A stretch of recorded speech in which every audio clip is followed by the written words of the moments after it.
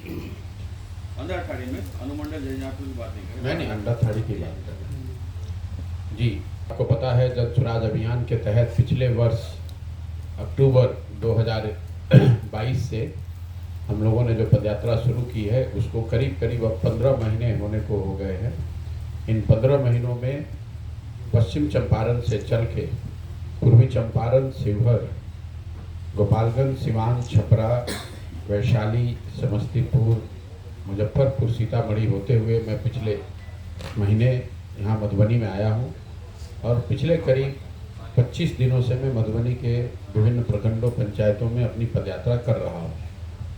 अभी यहाँ पर करीब हम लोग 10 दिन और रहेंगे। 29 तारीख को यहाँ से मैं दरभंगा जाऊँगा। पदयात्रा का जो उद्देश्य है, जैसा कि पदयात्रा की शुरुआत में बताया गया था, बिहार में जो स्थिति है, बिहार की गरीबी है, जो पिछड़ापन है, जो बदहाली है, इसको सुधारने के लिए हम लोगों की सोच है कि जब तक समाज के स्तर पर प्रयास नहीं किया जाएगा तब तक बिहार में सुधार की संभावना करीब करीब नहीं है। क्योंकि राजनीतिक परिवर्तन इस राज्य ने बहुत को देखे हैं। पिछले 40-50 साल में हर तरह के राजनीतिक प्रयोग कर लिए गए, अलग अलग दल और नेता सत्ता में आए, लेकिन बिहार की बदहाली, इसके पिछड़ापन पर कोई विशेष फर्क नहीं पड़ा। 1970 के दशक में भी बिहार देश का सबसे गरीब राज्य था। जब लालू जी 1990 में मुख्यमंत्री बने तब भी हम लोग देश में सबसे गरीब थे। जब नीतीश कुमार 2004 में मुख्यमंत्री बने तब भी हम लोग देश में सबसे गरीब थे। और आज 2023 में भी देश का सबसे गरीब राज्य बिहार ही है। तो हम लोग की पदयात्रा की जो सोच है कि समाज, इसके पीछे जो मूल समस्या है वो ये है कि समाज में कहीं न कहीं ये समझ खत्म हो गई है या उनकी चेतना पे धूल पड़ गया है कि जिन समस्याओं से हम और आप यहाँ पर लोग 5 वर्ष तक जूझते हैं, जिससे परेशान होते हैं, जिसकी चर्चा करते हैं, जिससे नाराज होते हैं, जब वो वोट देने जाते हैं तो उन समस्याओं को भूलकर इतर बातों पर वोट देते हैं। चाहे जाति के आधार पर दे दें, धर्म के आधार पर दे दें, लालू जी के डर से भाजपा को दे दें या भाजपा के डर से लालू जी को दे दें। लेकिन यहाँ पर जिन समस्याओं के बारे में लोग चर्चा करते हैं, आप लोग लिखते हैं, लोग बात करते हैं, सड़क नहीं है, बिजली नहीं है, पढ़ाई नहीं है, भ्रष्टाचार है, अस्पताल नहीं है, इन समस्याओं पर बिहार में पिछले कई दशकों से वोट पड़ा ही नहीं है। तो पदयात्रा का उद्देश्य ये है कि समाज में जाकर घर घर, पहला उद्देश्य ये है कि लोगों को ये बताया जाए कि अगर आपको अपनी स्थिति, बिहार की स्थिति सुधारनी है तो सबसे पहले जो आपकी समस्या है, आपके बच्चों की समस्या है, उस पर आप वोट कीजिए। नेताओं और दलों के लिए नहीं, अपने बच्चों के भविष्य के लिए वोट कीजिए। इसी तहत आप देख रहे हैं कि पिछले 15 महीनों में करीब 4000 से ज़्यादा गाँव में मैं गया हूँ। वहाँ पर छोटी छोटी नुक्कड़ सभाएँ, गाँव की मीटिंग करी है, वहाँ पर लोगों को बताया, समझाया है। दूसरा उद्देश्य ये है कि अगर लोगों की बात समझ में आ जाए तो स्वाभाविक तौर पर लोग कहते हैं कि हमारे पास भैया विकल्प कहाँ है। यहाँ पर तो जितने विकल्प हैं सबको हम लोगों ने आजमा कर देख लिया। तो विकल्प के अभाव में गलत दल या गलत नेता को वोट न देना पड़े, इसके लिए समाज की मदद से एक नया दल, नया विकल्प बनाया जाए। तो लोगों की समझ पर काम किया जाए, साथ में एक नया विकल्प लोगों की मदद से बनाया जाए, जिसमें दल बने, लेकिन वो दल प्रशांत किशोर नहीं बनाए, कोई एक व्यक्ति, एक जाति, एक परिवार न बनाए, बल्कि बिहार के सारे वो लोग जो चाहते हैं कि बिहार में एक नया विकल्प बनना चाहिए, वो साथ में आएँ और वो मिलकर दल बनाएं। ये पदयात्रा का दूसरा उद्देश्य है। पदयात्रा का तीसरा उद्देश्य ये है कि अगर लोगों की समझ में बात ये आ जाए, उनके सामने एक अच्छा विकल्प आ जाए, लोग उसको चुन भी दें, तो भी बिहार में सुधार नहीं हो सकता है जब तक कि चुने हुए लोगों के पास बिहार को सुधारने का एक विज़न, एक योजना ना हो। तो पदयात्रा का तीसरा उद्देश्य ये है कि बिहार के हर पंचायत के लिए, पूरे राज्य का नहीं, हर पंचायत का अलग अलग अगले 10 वर्ष का एक विकास का योजना बनाया जाए, ताकि हर पंचायत की ज़मीनी हकीकत को समझकर, वहाँ के लोगों से बातचीत करके, वहाँ की समस्याओं के आधार पर उस पंचायत के विकास के लिए 10 साल की एक योजना बने।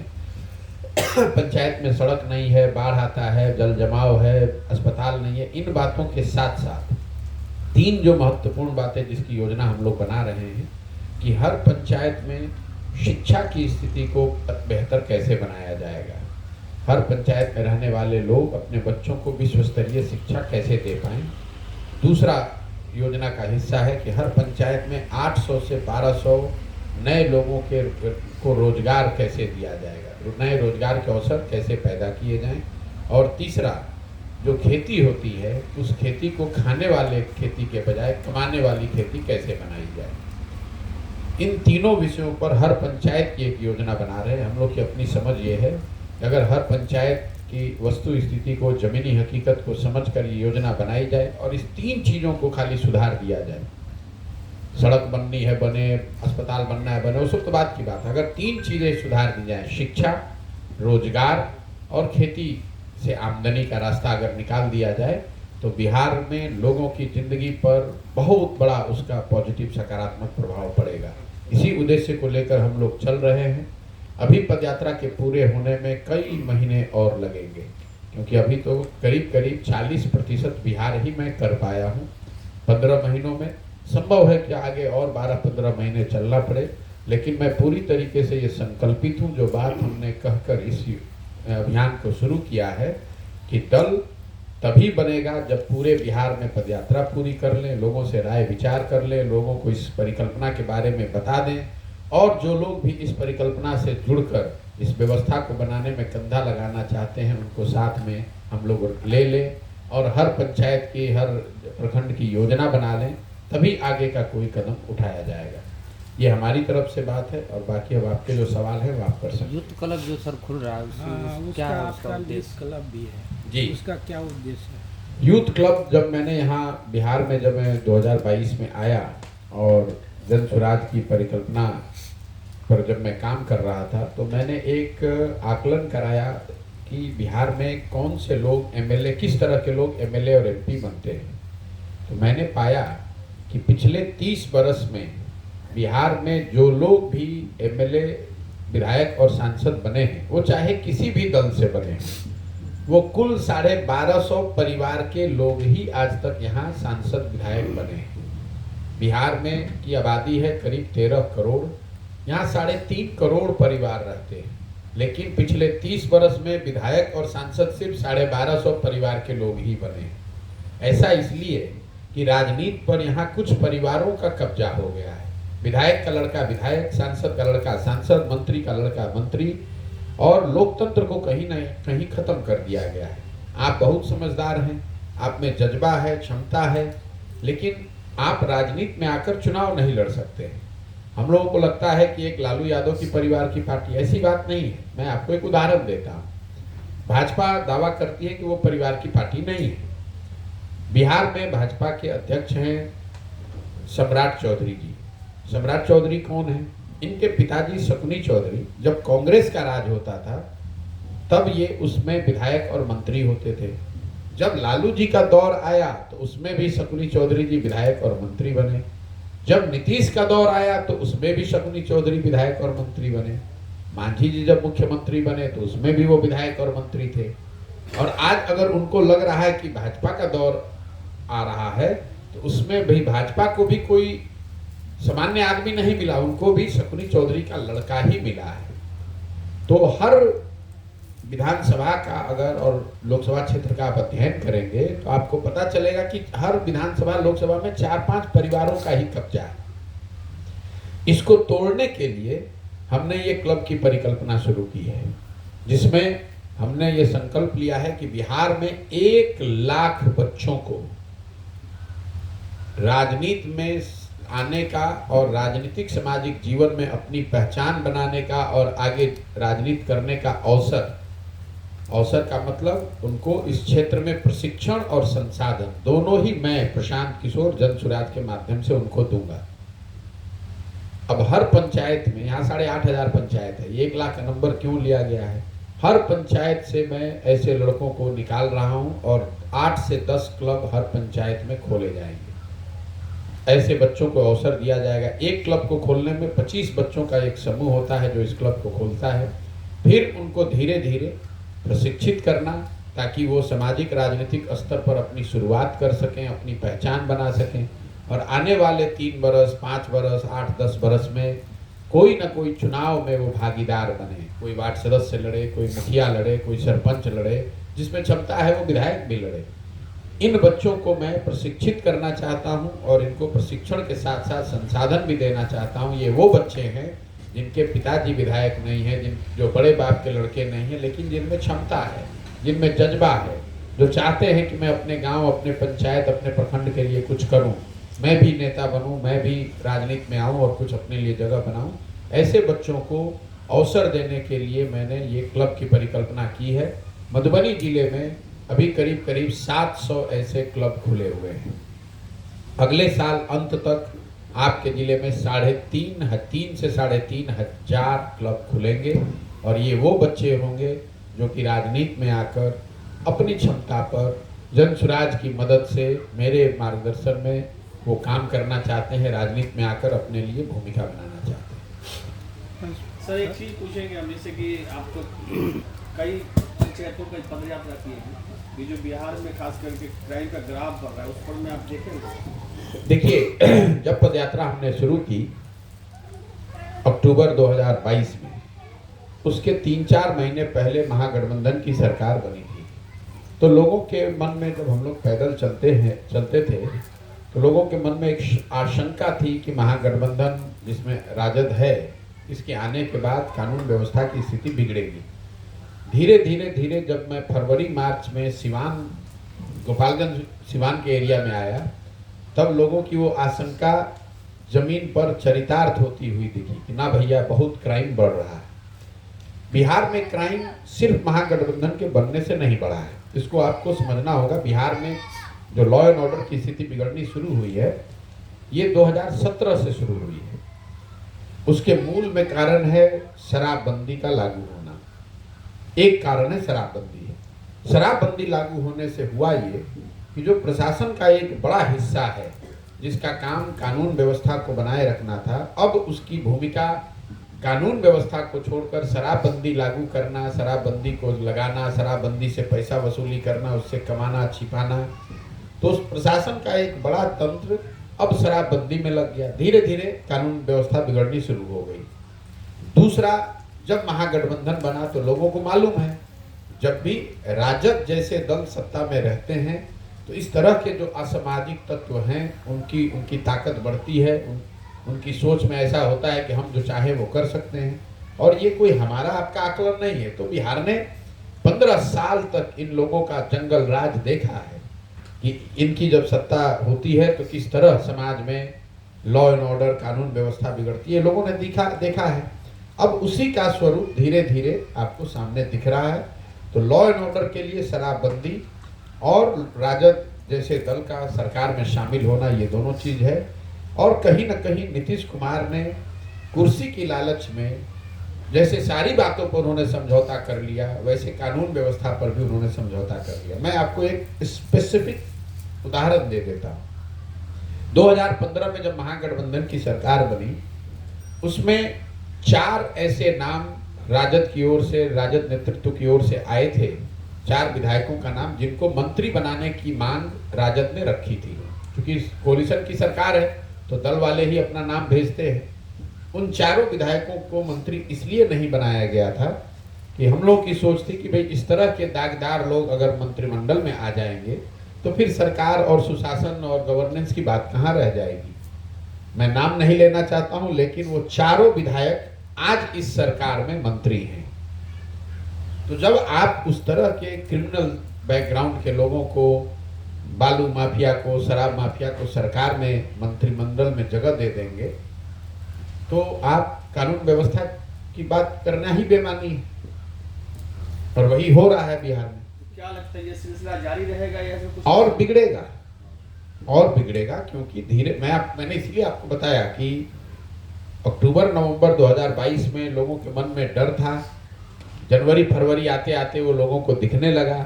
और अब जैसे जैसे समय बढ़ रहा है, बीत रहा है, और राजद के जो नेता हैं, उसके कार्यकर्ता हैं, उससे जुड़े हुए जो आपराधिक तत्व हैं समाज में, उनकी ताकत बढ़ रही है, उनका मनोबल बढ़ रहा है और वो क्राइम उसके साथ साथ बढ़ेगा।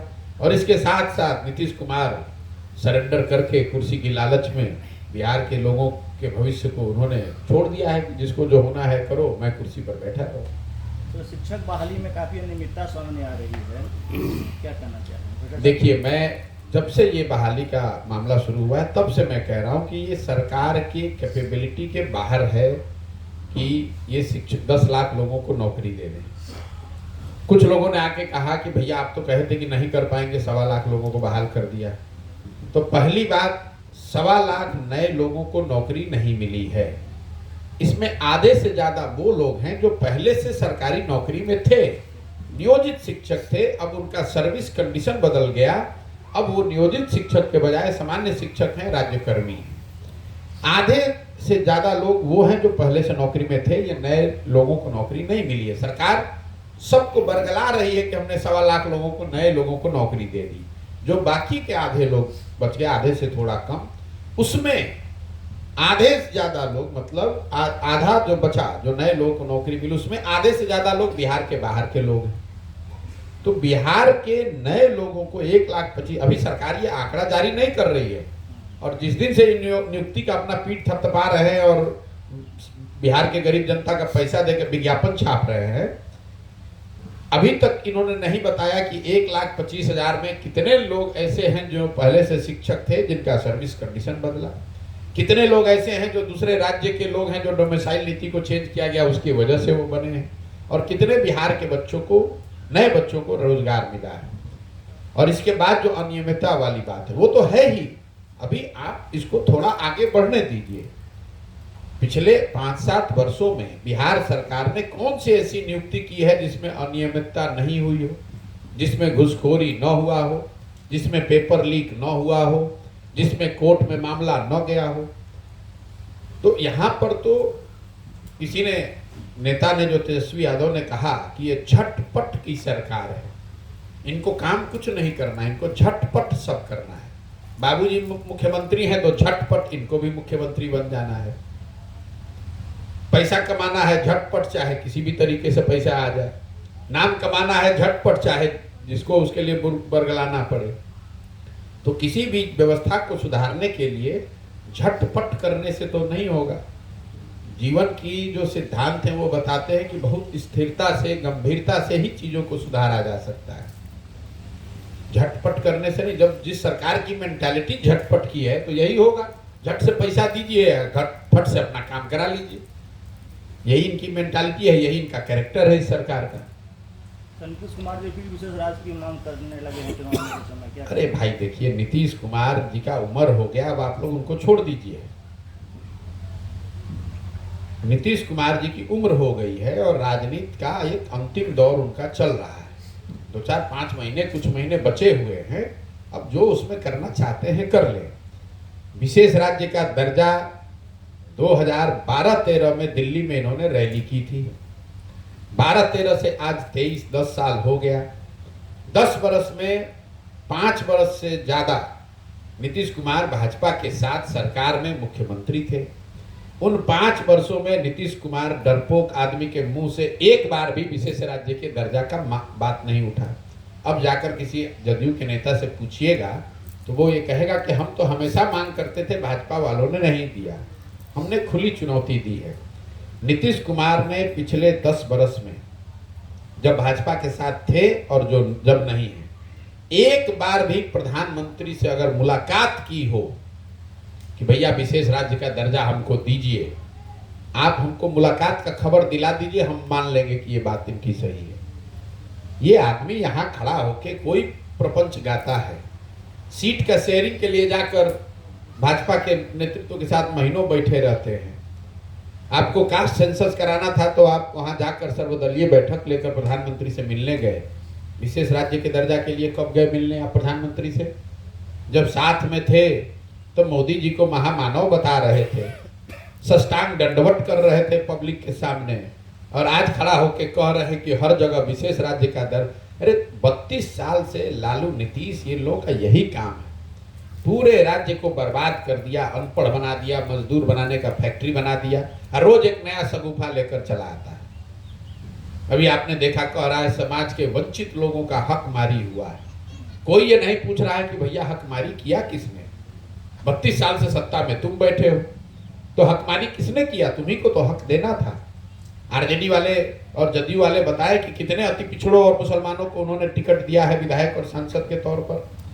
कितने विधायक और सांसद जो जीत कर आए हैं उन्होंने अपने मंत्रिमंडल में जगह दिया है। बिहार सरकार का बजट है 2,46,000 करोड़, उसमें 60% बजट की जो विभाग है वो सिर्फ 2 आदमी के पास है, नीतीश कुमार और तेजस्वी यादव। मेरे भाई, किसके वंचित होने की बात कर रहे हो?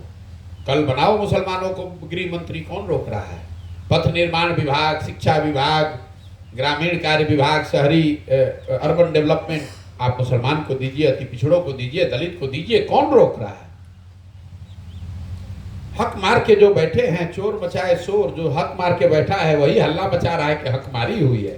अरे 32 साल से तुम लूट रहे हो, तुम सत्ता पर बैठे हो, तुमने हक किसी को नहीं दिया, तो अब ना हल्ला क्यों मचा रहे हो? सर एक और आखिरी सवाल, एक भी विद्यालय भूमिहीन नहीं रहेंगे ऐसा उनका आदेश आया है, इतना दिन क्या कर रहे थे, क्या करना चाहिए?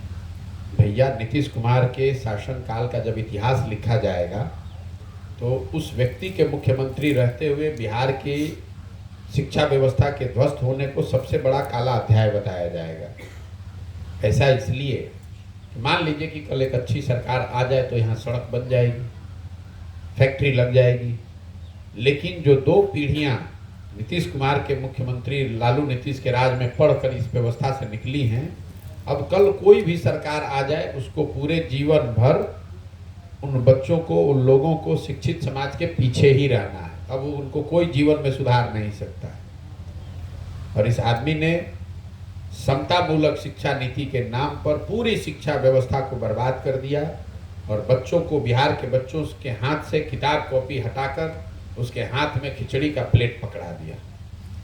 सारे बिहार के बच्चे, आपके हमारे बच्चे लाइन लगाकर पढ़ाई नहीं कर रहे हैं, वो खिचड़ी खा रहे हैं।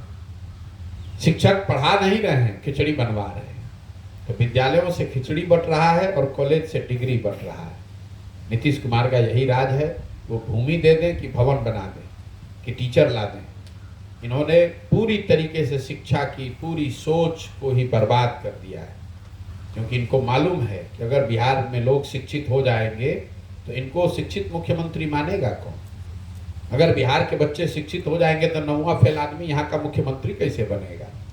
तो सब आदमी को अशिक्षित बनाओ और खुद को बहुत बड़ा ज्ञानी बता दो।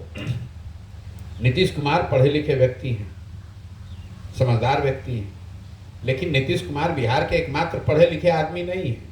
उनसे पढ़ा लिखा बहुत ज़्यादा यहाँ आदमी है। अपने इर्द गिर्द सारे अनपढ़ों को बैठाता है और अपने को बताता है कि हम ही सबसे बड़े ज्ञानी आदमी। अगर पूरा बिहार अनपढ़ न हो तो किस राज्य में मुख्यमंत्री 9वां फेल हो सकता है? यहाँ पर हो सकता है, क्योंकि पूरे 30 बरस से सारे बच्चों को अनपढ़ बना दिया गया। उनको खिचड़ी खिला रहे हैं, मजदूरी करा रहे हैं और जात के नाम पर, धर्म के नाम पर उनका वोट ले रहे हैं। यही इनका सिद्धांत रहा है, यही ये कर रहे हैं। समाजवाद के नाम पर इन लोगों ने बिहार में गरीबी और गरीबी का बंटवारा किया है। सबको गरीब बनाकर रखो, बन गया समतामूलक समाज। सबको अशिक्षित बना दो, बन गया समतामूलक। सबको मजदूर बना दो, बन गया समतामूलक। सब बराबर हो गए। तो बराबर लोगों, समाज में बराबरी लाने के 2 तरीके हैं। सबको ऊपर उठाकर बराबर कर सकते हैं, जो सबको नीचे भी कर दीजिएगा तो सब बराबर हो जाएगा। तो ये बिहार में ये नीतीश लालू का समाजवाद है, जिसमें गरीबी का बंटवारा किया गया है और फिर सारे गरीबों को बांटकर उसका वोट लेकर सत्ता में बैठ के राज कर रहे हैं। सर कल एक जो परसों की घटना है, जो जिला के सबसे मालिक होते बड़े जिला अधिकारी के मधेपुरा का डीएम जो थे, उनके गाड़ी से एक सड़क दुर्घटना में एक बहुत ही निहायती गरीब परिवार का मौत हुई है। लेकिन दुर्भाग्य ये है कि वहाँ पर कोई भी आलाधिकारी उस बच्चे को देखने तक नहीं गया और 36 घंटे तक उसका शव पड़ा रहा। मेरे भाई, बहुत दुर्भाग्यपूर्ण घटना है, लेकिन ये एक्सीडेंट है। जैसा कि खबरों से हम लोगों ने पढ़ा, एक्सीडेंट हो गया, हो सकता है, दुर्भाग्यपूर्ण है, नहीं होना चाहिए। बिहार में अफसरों का मनोबल इतना बढ़ा हुआ है कि हर दिन हजारों लोगों की उनकी मनमानी की वजह से जान जा रही है, उनके गलत नीति से, उनके भ्रष्टाचार से लोगों की जान जा रही है, उस पर इस सरकार के कान पर जू नहीं रेंग रहा है। तो एक एक्सीडेंट से ही लोग जगने वाले हैं। अवैध शराब पीने से 70 से ज़्यादा लोगों की मृत्यु हो गई छपरा में। मुख्यमंत्री पॉकेट में हाथ डाल के कहता है जो पिएगा वो मरेगा, अपने अधिकारियों पर कार्रवाई की बात नहीं करता है। यहाँ मुजफ्फरपुर में 32 लड़कों की डूबने से दुखद मृत्यु हो गई। 15 किलोमीटर दूर मुख्यमंत्री कार्यक्रम कर रहे हैं और उस आदमी ने इतना भी जरूरी नहीं समझा कि जाकर परिवारों से मिलने। कहता है मैंने अधिकारियों को निर्देशित कर दिया है। बताइए इस लोकतंत्र में, देश में ये कहीं संभव है? 32 लोगों की, बच्चों की मृत्यु हो जाए, मुख्यमंत्री वहीं 10 किलोमीटर पर है और वो इतना भी जरूरी ना समझे कि जाकर हम बच्चों के बारे में, बच्चों के परिवार वालों से मिलने, सांत्वना दे दें। चमकी बुखार से इसी मुजफ्फरपुर में इतने बच्चों की मौत हो गई अपराधियों की लापरवाही से। किस अपराधी, किस अधिकारी पर कार्रवाई हुआ? आप एक बच्चे की मौत की बात कर रहे हैं। हर दिन यहाँ सैकड़ों बच्चों की, लोगों की मृत्यु हो रही है, लोग भुगत रहे हैं, लोगों की बदहाली है अफसरशाही, अफसरों की मनमानी के वजह से, उनके भ्रष्टाचार की वजह से, उनके लापरवाही की वजह से। जब उस पर इस सरकार का कान पर जू नहीं रेंग रहा है तो एक एक्सीडेंट से लोग जगने वाले हैं। नीतीश कुमार ने कान में तेल डालकर कुर्सी पर फेविकॉल लगाकर बैठ अपनी जगह बना ली है और ये मान लिया है कि भैया जिसको जो होना है, जिसको जो करना है करो, बिहार की जनता जो जहां जानी है जाए, वोट किसी को दोगे हम जोड़ तोड़ करके फिर हम ही मुख्यमंत्री बन जाएंगे। उस आदमी के अहंकार ने उसको बर्बाद कर दिया है, उनकी सोच को बर्बाद कर दिया है। इतने दिनों से आप मधुबनी में सोच का बीज जो छींट रहे हैं, उसमें कितना ऊसर और कितना फर्टाइल मधुबनी जिला प्रवास में आपको लगा? देखिए, हम जो बीज डाल रहे हैं कितना ऊसर कितना फर्टाइल है, इसकी बेहतर समझ तो आप लोगों को होगी। मैं इतना कह सकता हूँ 15 महीने पैदल चलने के बाद कि बिहार में एक बड़े जनमानस में परिवर्तन की बात, विकल्प की बात, कुछ नया होना चाहिए की बात, कि लालू नीतीश भाजपा से आगे देखने की बात, ये एक बड़े जनमानस में ये भावना है। अब वो जनसुराज में उनको रास्ता दिखता है कि वो कुछ कहीं दूसरा रास्ता दिखता है, वो अलग बात है, उस पर बहस हो सकती है। लेकिन इसमें कहीं कोई दो मत नहीं है कि बिहार के गांव-गांव में, हर वर्ग में, हर समाज में, हर जाति में, हर संप्रदाय में लोगों के मन में ये बात जरूर है कि बिहार भैया बदलना चाहिए। और इसको बदलने की जो कवायद है वो इन तीनों दलों के माध्यम से तो नहीं हो सकती। बिहार में कुछ नया होना चाहिए। अब नया कौन करेगा, कैसे करेगा, उसको लेकर अलग अलग मत हो सकते हैं।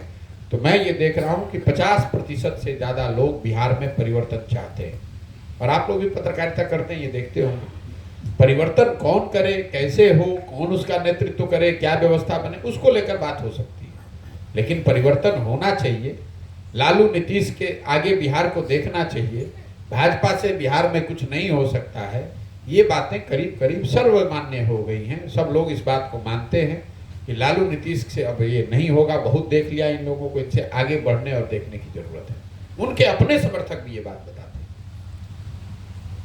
वैसे भी आपका जो है कि बच्चे का भविष्य देख करके वोट कीजिए, जाति धर्म से परे होकर के वोट कीजिए, तो बहुत अपीलिंग और सेंटिमेंटल है। लोग की जगह तो बन रहा है। और ठीक कहा ने आपने कि परिवर्तन की चाह बढ़ी है। अब चाह का लोग कैसे जलता रहे वो तो आप नहीं। देखिए ऐसा है ना, ये बच्चों वाली जो मैं बात कह रहा हूँ, इसलिए कह रहा हूँ कि बिहार ने नेताओं को देखकर वोट दिया, विचारधारा के आधार पर वोट दिया, आंदोलनों को देखकर वोट दिया, किसी से सुधार नहीं हुआ। हम इसलिए कह रहे हैं कि एक बार अपने बच्चों के लिए वोट दो। और बच्चों को अगर को देखकर आप वोट दोगे तो उसकी एक बड़ी खासियत ये है कि जो 5 साल आप कष्ट में रहते हैं और वोट के दिन उस बात को भूल जाते हैं, बच्चों का चेहरा देखोगे वोट देते समय तो आपको ये याद रहेगा कि यही वो दल है, यही वो नेता है जिसकी वजह से मेरा बच्चा आज अनपढ़ है, यही वो दल है, यही वो नेता है जिसके वजह से हमारा बच्चा साल में 12 महीने में 11 महीने कहीं जाकर बाहर मजदूरी कर रहा है। बताइए अभी उत्तराखंड में जो टनल में लोग फंसे हुए हैं उसमें 4 या 5 बिहार के बच्चे हैं। उन परिवारों पर क्या बीत रही है। अभी 5-7 दिन पहले सूरत में सेप्टिक टैंक साफ करते हुए 5 बिहार के बच्चों की मृत्यु हो गई। उनके परिवारों का कौन पूछने वाला है? दुर्घटना देश में कहीं भी हो, उसमें मरने वाला, उसमें भुगतने वाला बिहार का ही बच्चा है। क्यों? क्योंकि 2 करोड़ से ज़्यादा बिहार के लोग आज 10,000, 12,000, 15,000 रुपए के लिए सबसे कठिन स्थिति में, सबसे डेंजरस काम जो कोई नहीं करता है, वो बिहार का आदमी बेचारा, गरीबी में परेशान आदमी जाकर वो करता है। कश्मीर में सड़क बनानी है तो मजदूर हरियाणा से नहीं जाएगा, पंजाब से नहीं जाएगा, उत्तर प्रदेश से नहीं जाएगा। कश्मीर में काम करने वाले लोग बिहार से जा रहे हैं।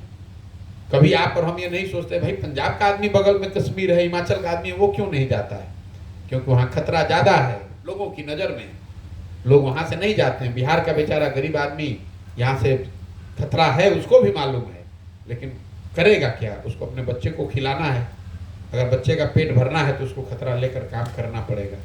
और ये लोग एक बार भी पलायन की बात नहीं करते हैं कि इन 2 करोड़ लोगों की ज़िंदगी, 2 करोड़ परिवारों की ज़िंदगी कैसे सुधरेगी। यहाँ अभी भी ये समाज को बांटने में और अपने वोट को बटोरने में लगे हुए हैं। मैं आपको बता रहा हूँ, मैं रोज रोज ये बात नहीं कहता हूँ नेताओं की तरह। मैंने जीवन में एक बार सिर्फ बंगाल के चुनाव को लेकर ये घोषणा की थी कि किसी भी हालत में भाजपा को यहाँ 100 सीट नहीं आएगा, वहाँ आया 77। मैंने आपको कहा है कि नीतीश कुमार को लोकसभा के चुनाव में बिहार की जनता पूरी तरीके से नेस्तनाबूद कर देगी। इस आदमी को 5 सीट भी नहीं आएगा। और उसके बाद से नीतीश कुमार के पारी का अंत, चाहे उसके बाद जितना दिन आप रह लीजिए, और अगर 5 सीट आ जाए तो आप हमको खोज के आ जाइएगा, सार्वजनिक तौर पर खड़े होकर ना माफी मांगेंगे हम। ये हो ही नहीं सकता। जनता इतनी बेवकूफ नहीं है। आप चाहे उसको जिस तरीके से बांट लीजिए, सर्वे करा लीजिए, रिजर्वेशन की बात कर लीजिए, बांटने की बात कर लीजिए, विशेष राज्य की बात कर लीजिए, जनता नीतीश कुमार की बात नहीं सुनने वाली है। हर आदमी जान गया है कि इस आदमी का कोई मोरल कैरेक्टर नहीं है, कोई इसका सिद्धांत नहीं है। इसका एक ही सिद्धांत है, कुर्सी पर किसी तरह बने रहो। और 18 साल जिस आदमी को जनता ने देख लिया, अब उसको दोबारा देखने, जांचने, परखने की जरूरत नहीं है। और उनकी हालत आप देख रहे हैं, मनोस्थिति नीतीश कुमार की। ऐसा बयान ये खड़ा होकर विधानसभा में इस आदमी ने दिया है कि पूरे बिहार के 13 करोड़ जनता को शर्मसार किया इस आदमी ने। अगर ये आदमी कुर्सी पर बने रहेंगे तो हर दिन आपको, हमको, हमारे बच्चों को शर्मसार होना पड़ेगा। हर दिन आपको, हमको, हमारे बच्चों को भुगतना पड़ेगा। नीतीश कुमार का खात्मा राजनीतिक अंत है। अब कोई नहीं बचा सकता है। मैं लिख के दे रहा हूं आपको, कोई नहीं बचा सकता है। और जो उस आदमी को अपने कंधे पर बैठाएगा वो भी उसके बोझ के तहत दब के खत्म हो जाएगा। ये भी समझ लीजिए। और आपको, और ये हमारी बात पर भरोसा नहीं है, 5 महीना रुक जाइए, अभी चुनाव हो रहा है, आपको दिख जाएगा कि प्रशांत किशोर ने जो कहा था वो हुआ कि नहीं हुआ। और वो आदमी को कहीं ना कहीं समझ है, इसीलिए मन इतना विचलित है। सामाजिक राजनीतिक जमीन खिसक गई है, कुर्सी बची हुई है, तो घबराहट में कुछ का कुछ बोलता है वो आदमी। बोलना कुछ शुरू करते हैं, बोल कुछ और जाते हैं। कभी पेट खजुलाते हैं, कभी सर खजुलाते हैं, कभी दाएं बोलते हैं, कभी बाएं बोलते हैं। ये मुख्यमंत्री का तरीका है।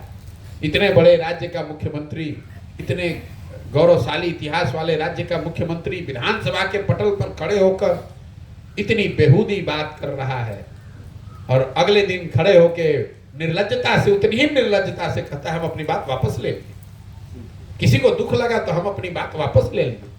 हम तो इस पर बात करते ही रहते हैं। जरा बयान सुनिए, जो उन्होंने बयान दिया उससे ज्यादा जो माफी मांगा उसको सुनिए। कहता हम तो इस पर बात करते ही रहते हैं, लेकिन किसी को खराब लगा तो बात वापस ले लेते हैं। बताइए, ना आंख में पानी है, ना निर्लज, हंसते हुए, कोई शर्म नहीं है। क्या लगता है सर, ये उम्र का इफेक्ट है या चुनाव का? नहीं, उम्र का असर है। और जो आपने बोया है वही तो काटोगे भाई। आपने सबके साथ यही किया है, अब आपके साथ नियति कर रही है। जॉर्ज फर्नांडिस से लेकर आज तक आपने सबको बैठाकर उसका गला काटा है, तो अब नियति आपका काट रही है। और जिस नीतीश कुमार, और आपके मुंह से ही वो कहलवा रही है जिसको कि जीवन, जो आपके लेगेसी को खत्म करेगी। जिस नीतीश कुमार को अपने पढ़े लिखे का गुमान था, उसके राज्य में पढ़ाई लिखाई बर्बाद हो गई। जिस नीतीश कुमार को अपने कानून व्यवस्था का गुमान था, उसी से ऐसा निर्णय नियति ने करा दिया कि जिस जंगल राज को लड़कर वो मुख्यमंत्री बने, उसी जंगल राज को अपने बगल में कंधा पर हाथ डालकर घुमा रहे हैं, कह रहे हैं कि यही देश राज्य का भविष्य है। जिस नीतीश कुमार को अपने शब्दों के चयन पर इतना अभिमान था, उसी के मुंह से ऐसी बातें निकलती है जो हर दिन उसको हास्य का, हंसी का पात्र बनाती है। या आपको क्या लगता है कोई व्यक्ति कर रहा है? अरे ये नियति है। आप अपने चरित्र से ही खत्म होते हैं। जो आपने दूसरों के साथ किया, अब आपके साथ वही नियति कर रही है। जो चीज भी आपने लेगेसी के तौर पर बनाया, वो हर चीज आपके उलट, वो अपने आप अपना लेगेसी अनडू कर रहे हैं। अब नीतीश कुमार जब कल हटेंगे तो जंगल राज को उन्होंने बिहार में खत्म करने में कोई भूमिका अदा की थी, ये उनके लेगेसी का हिस्सा नहीं होगा। उनके लेगेसी का हिस्सा ये होगा कि जाते जाते ये आदमी बिहार में फिर से जंगल राज लाना चाहता था। कानून व्यवस्था में नीतीश कुमार को शुरुआती सफलता जो मिली, आज उनका जब इतिहास लिखा जाएगा तो कहा जाएगा कि जाते जाते इस आदमी में कानून व्यवस्था की स्थिति जितनी खराब थी उससे भी ज्यादा बिगाड़ के ये आदमी गया। नेताओं के सभ्यता शब्दों के चयन पर जब इतिहास लिखा जाएगा तो बताया जाए कि ये आदमी जाते जाते ऐसे शब्दों का प्रयोग करके गया जिससे पूरा समाज, पूरा राजनीतिक सामाजिक जीवन में सक्रिय लोगों को शर्मसार होना पड़ा। ये अपनी लेगेसी आप खुद लिखते हैं। आपने गलत किया है तो गलत ही आपके सामने आएगा। वही नीतीश कुमार के साथ हो रहा है। बहुत बहुत धन्यवाद भैया, आप खत्म करें। ऐसी चर्चा आ रही है कि प्रशांत किशोर जी बीजेपी के सपोर्ट में काम कर रहे हैं, बीजेपी के लिए काम कर रहे हैं। मेरे भाई, बीजेपी वाले इतना काम नहीं कर रहे हैं जितना हम कर रहे हैं, और हम उनके सपोर्ट में हैं। बीजेपी की सबसे बड़ी हार पिछले 5 वर्ष में कहाँ हुई? पश्चिम बंगाल में। अब बीजेपी वाले अपने टीम को ही भेज के बंगाल में अपने ही आपको हरवा लिया उन्होंने।